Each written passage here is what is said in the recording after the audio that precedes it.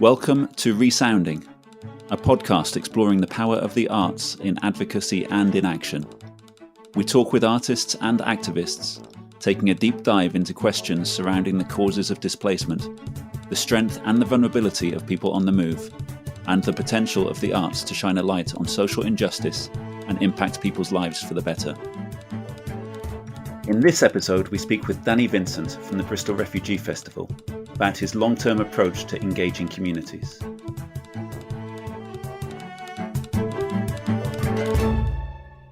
Hi, Danny. Thanks for joining us.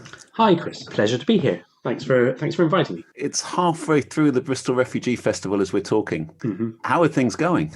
They seem to be going okay. It's actually quite difficult to tell at the moment, obviously, because having contact with people isn't that easy.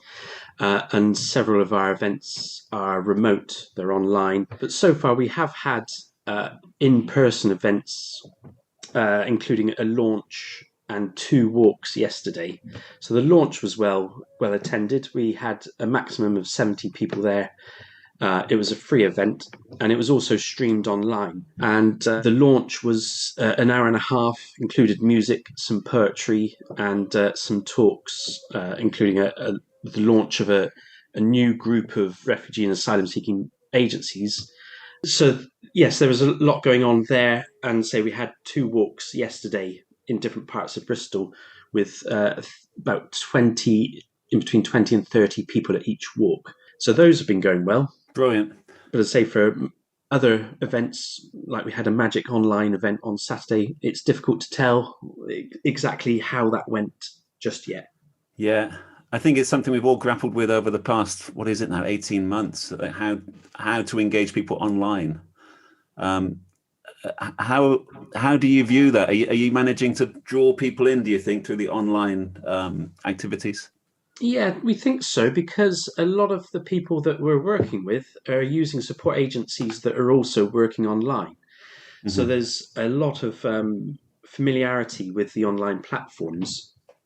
And of course, a lot of the people that we're working with as well were already using some online platforms like WhatsApp to keep in touch with people in different parts of the world. But also people that can't come into the city centre to join us for events. And another advantage is that we can share things afterwards, so people can enjoy events afterwards. So I think it does allow people to join in different ways. And of course, people can be anonymous if they join online as well, which I think that's been one advantage. Somebody can come along to an event and they don't have to, they can be anonymous and they can leave without causing embarrassment. So I think it does allow people to kind of test the waters a bit without full commitment. Yeah, the anonymity I've never thought of before. That's really interesting. Do you find that sometimes an obstacle for people really to walk into a room? I think so, yeah, because one of the things that we've discovered in our community engagement program when we've been consulting with people is that they like to turn up to things where they see people that look like them. If there's nobody that looks like them, then they're a bit more hesitant, a bit more reticent. Yeah. And of course, if anonymity gives you that bit more of flexibility and a bit more of a power as well, yeah, or a bit more control over what's happening. Yeah, well, it's very easy just to log on, isn't it, and see have a quick listen or check out what's happening and then drift in and out of things. Yeah. One of the things that really strikes me when I look through the events list for the festival this year is the kind of range of activities you've got going on. And even then, when you briefly introduce what's already happened, the range of people you're trying to welcome to events, the difference between the introduction event or the launch event compared to a walk through the city. It seems that they're aimed, you're talking about different agencies coming to the launch, but then if you're walking through the city, maybe you're meeting very different people. Yeah, well, that's exactly what we're trying to do, because we have a community engagement program at the moment. And the main focus of that is trying to bring together people that wouldn't necessarily meet and wouldn't necessarily engage in events. So when we had the walk, the 2 walks yesterday, so we had 26 people there, and some of them were Bristolians who live in Bristol around Netton Park, and some of them were asylum seekers who'd recently been resettled there or located there. So it was a mix of people, and that's exactly what we're trying to do: is get people together, mix them, encourage them to collaborate in putting on their own events. Lovely. And your job is engagement, right? That is your role. Yeah, that's so we have a lottery funded program. Yeah. So it's for 3 years. So we're working year round to engage with refugees and community groups, and say try to bring them together in events or activities throughout the year, so that when the festival comes along in June, those partnerships have already built up, so that they can collaborate and put on their own events around the city. Yeah. Whereas previously we've been mainly focusing on working in the city centre. But now we're trying to make sure that we go to places where there are asylum seekers living and do events there, so that they can become more familiar with the area that they're living in. So that approach isn't limited to this year with the restrictions of this year. That's an approach that you're committed to for the future also. Yeah, and in fact, it's funding that we managed to secure just before lockdown. Right. So the funding bid looked very different to how it would have looked had we written it afterwards. Yes. So we did have to adjust things, because all of a sudden the community engagement that we were hoping to do, which would have meant going out to community centres and mixing with people and doing events like food events, very much face-to-face contact events. All of that was suddenly out of the window, and everything had to be remote. And in terms of the festival, that wasn't such a big problem, because we just simply turned everything to online events, and that there were some advantages to that, or at least we've gained some things out of that.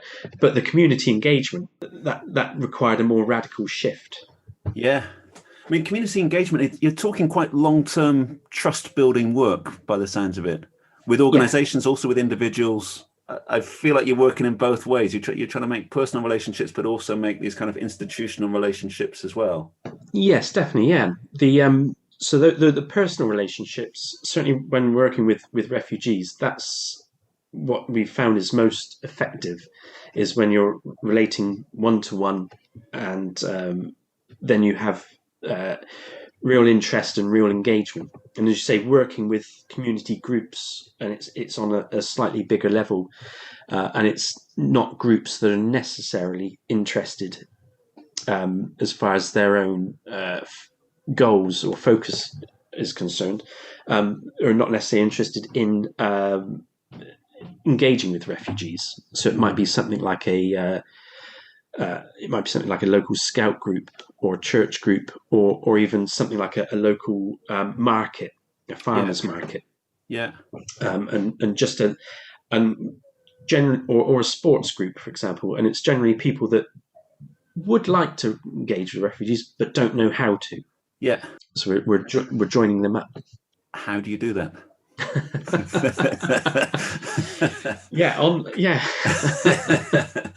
Because I'm sure you're right that I hope you're right that most organisations will be quite open to what you're talking about, but it's maybe not in their kind of day-to-day activity. It hasn't been something that they've done. They're busy with their own, a sports group's busy trying to win games or trying to just get enough kids for the team or whatever their current issue is. Yes. So to then ask, okay, and we can do this.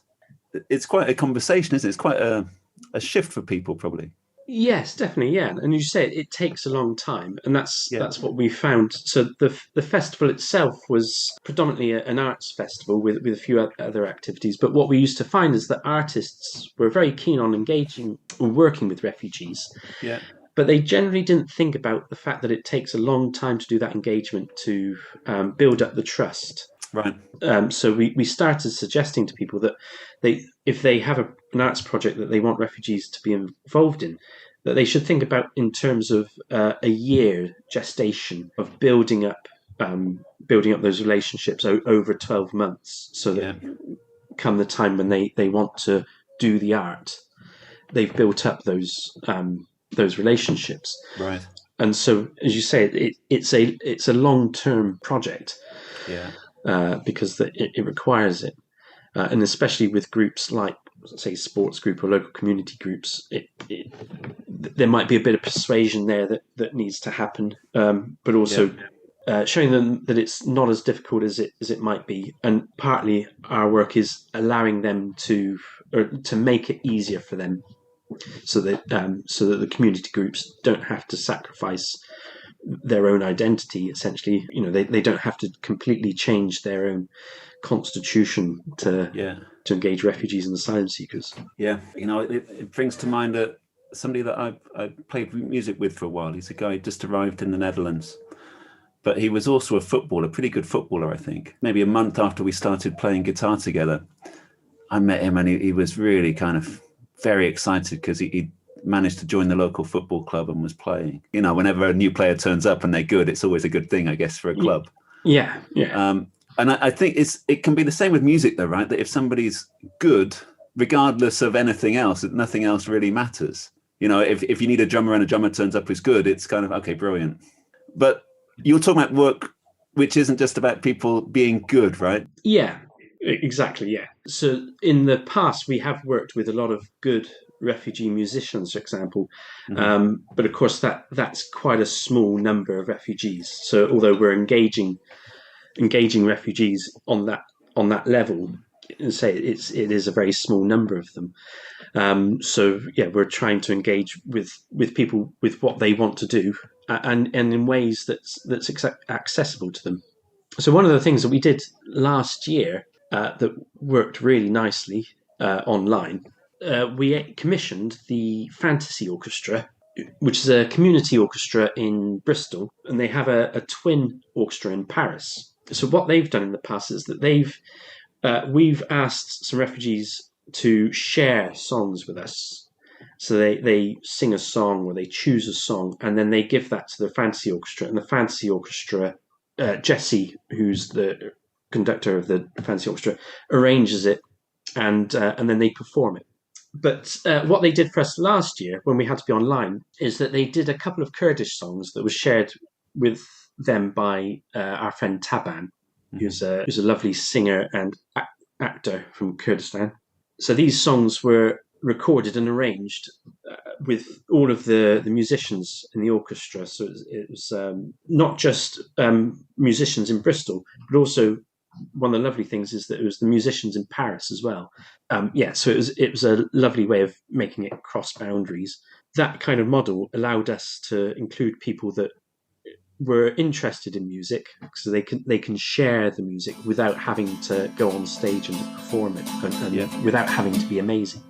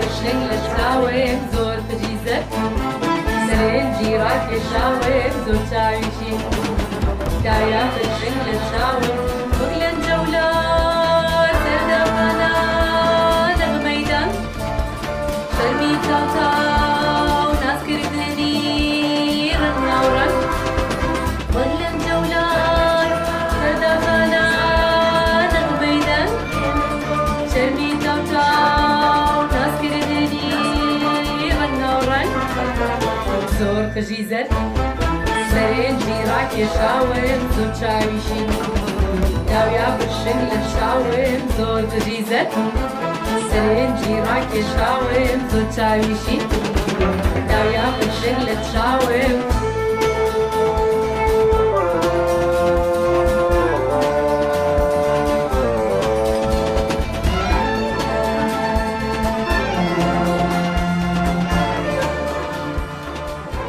If I look through the events of the festival, you've got arts activities there, but also walking through the city, that's a very kind of environment-based activity. You've got activities which are based around food. So the arts aspect seems to be something which is just about the way people live and things that people might enjoy, but without really placing it as something special, that walking together is equally as important. Being in nature, being in a city is equally important. Eating food is equally something wonderful to do together. It can just be a point of, as you say, just living well. What we've found is that all of the festival events, food is a constant. And it seems to be food and music are the constants because they bring people together. And we've found that as well with walking. It's a way of bringing people together. The walking is especially useful at the moment because it's outdoors and it can be done in a safe way. Yeah. It also allows people to get to know their area. Yeah. And with the food, the refugees and the asylum seekers, they've always supplied the food so that their skills are being used, but they're skills that are not recognised as it's a bit like something like motherhood. They're not listed as skills on a CV. Right. But when you taste the food, it's most definitely a skill. Which is, it's about what's valued too, isn't it? Which I always think must be one of the hardest things when you're in a different country. I've lived in a couple of different places, and sometimes the things which were quite valued where I lived before suddenly weren't quite so valuable. Mm-hmm. And that's a tough situation, isn't it? If the thing which is kind of central to how you view yourself, central to your own sense of identity, suddenly is not quite so valued. It's not quite so central. Yeah. And I think that's what we're trying to do, is to give people the opportunity to use those skills that they have. Yeah. Something you said earlier is that you find artists are very keen often to engage in the kind of work that Bristol Refugee Festival does. And obviously we're recording this for the Art27 network, which is a network of artists, and for the event on June 20th, which is also about artists as changemakers. And you are an artist as a changemaker, using both your own artistic skill as a musician, but also in the way that you relate to people. Do you think artists are particularly well placed to act as change makers in the kind of work you're doing? Well, I think some of that depends on what change is aimed at and what change is. I think W.H. Auden said poetry changes nothing. I think that's pretty true. But yes, it depends on what change you're looking for. So I think you mentioned well-being. That's one way of changing things in effect in a very personal way for somebody. So we've had, for example, well-being music sessions that have been running where people can just come along and join in. So it's an all-comers session, and we've seen people turn from being borderline suicidal to feeling more involved and more engaged and feeling like they've got a support network. So that's change on a personal level, I think. Mm-hmm. And of course, change on a personal level can work upwards as well, but also a change of perspective from audiences. So with my band, which is a rhythm and blues boogie woogie band, we used to have, as one of our guest singers, a fantastic singer called Bahman Salahshore, who's one of the refugees that I used to work with. Fantastic singer who's professional in Iran. So, of course, he would sing a couple of songs with us. And in fact, he used to do a song called Gole Sangam, and we would segue it into an old American gospel, Oh Mary, Don't You Weep, because it was pretty much the same chord structure. And, of course, the audience, we would do gigs with Bahman in pubs and clubs around Bristol and Bath, and the audience wouldn't know that they're watching somebody who was still seeking asylum at the time. But that's what they were doing, and enjoying it and clapping along and dancing along. And so you can affect a slight change of perspective in those ways as well, just by kind of blurring the boundaries. Yeah. And I think the Bristol Refugee Festival, in your work throughout the year, is trying to create change in all of those ways, from what I understand. There is a perspective change. The huge events you've done in the past in the centre of Bristol, now the more localised approach, your year-long work in engaging with people across the city. Lots of levels of change there. Yes, because of course, as it stands, asylum seekers can't work. So almost the default position for a lot of people is to do nothing. But what we're trying to do is get people involved with community groups so that they are doing things. So they're still not working, but they're engaging. They're finding reasons to get out of bed and to get out and meet people. Yeah. again, that can affect change because it can build up strong networks of support. Yeah, it can change communities because it can help those communities to change their perspectives.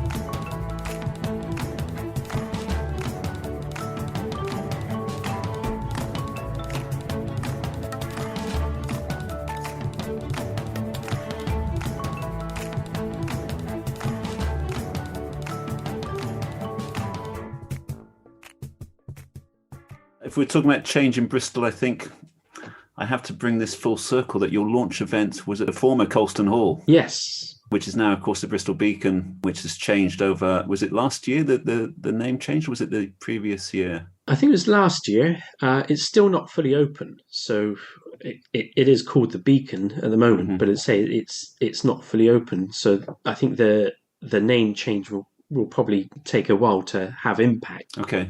This is the Bristol Refugee Festival launch event at an institution, a concert hall, which has changed its name because of a colonial legacy. Seems like a very powerful statement. Yeah, and they're very keen to be involved with things like the Bristol Refugee Festival because I think they're very conscious that they are in a process of change at the moment. And obviously it was very close to where the Colston statue once stood. Yes, it's change that's happened on a national level. And for the artists that you've supported, these are artists with really some great knowledge of their instruments and often with careers in the countries that they've come from. Can you talk about the impact you've seen for them when they arrive in a new country and the support to help establish or to find ways that their career can continue? Well, yeah, I think Bahman is one of the examples that he came to Britain. He was a professional musician in Iran. And I think when he arrived in Britain, he assumed that was his musical career over. But when he discovered that I could play piano, we started playing together. From them, he started thinking of himself again as a musician, and say he was living off music as a full-time professional singer in Iran. Now he's living in Bristol, but he's working again as a musician, recording and performing in Bristol and in London. Because he now has permission to work, he can charge the prices that he's worth. Yeah. So and I think it also helped him to not only revitalize his music career, but also to regenerate his own thoughts about who he is himself, his own identity. So he now says, "I am a musician," whereas for a couple of years he was starting to think, "Well, I have to reinvent my identity. I'm no longer a musician." Yeah. Just giving him the opportunity to show that he can perform in the UK and people will enjoy it. It changed that perspective. It's given him the confidence to revitalize his career, essentially. Amazing. And have you seen those opportunities increase for people over the years that you've been 15 years or so with the festival, that audiences have grown? They're more receptive, that if you were trying to get gigs, maybe there's a bit more of an audience for it outside of just, British music, English language music? Yeah, I think so. Audiences have grown because obviously in Bristol, Bristol is a very culturally active city anyway. But taking things outside of Bristol is probably the real test ground. And we've done a bit of that where we started doing what we were calling a rural tour.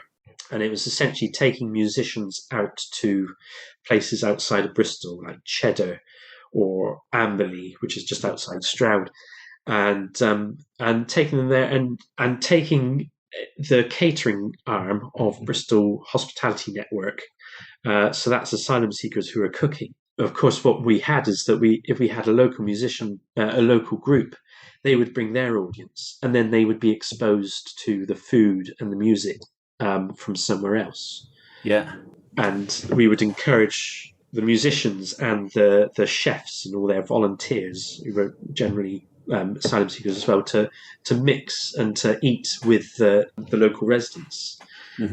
There's lots of support for refugees in places outside Bristol, but being able to do something effective with that support is not quite so easy. Yeah. So that's then those artists who are going and performing there. If we come back to the idea of artists as changemakers, it's another manifestation, isn't it? These are musicians going and playing in places and exposing people to different kinds of music and different kinds of, and also it gives us the opportunity to talk about things like the asylum process. So not just the cultures where the artists are coming from, but also their day-to-day life in the UK and the challenges that they're facing as well. It gives them the opportunity to talk about those in a non-threatening way. And of course, if you're eating with somebody and if you've just heard their music, they're a lot more human than somebody that you see on the news or a statistic that you read. And then the idea of detention centres then becomes a lot more horrific because the people that are inside are the humans that you've eaten with. To me, that is it's all a bit of a metaphor, isn't it? But it is something that sometimes people in Britain, in any country, can feel a bit uneasy with new music or with different food or with people that don't speak the language perfectly.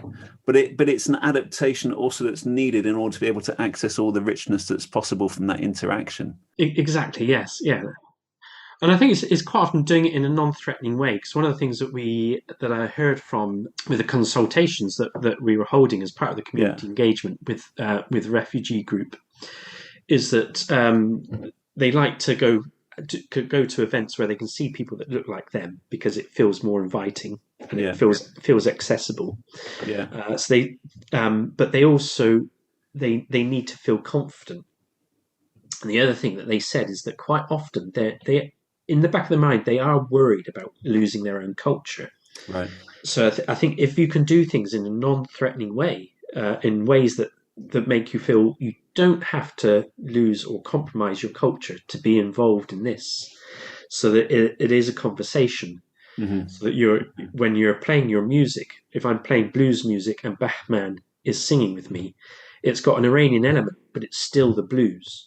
It's still boogie woogie. And that's been wonderful because it's meant that I've not had to give up being a bluesman to incorporate Bahman, but it has moved the music on a bit. Sure. Because it's no longer just blues, it's now blues with an extra element. And I think that's important, the idea that you don't have to lose your culture, but you can be involved, and you're in a position where you're going to gain something rather than lose anything.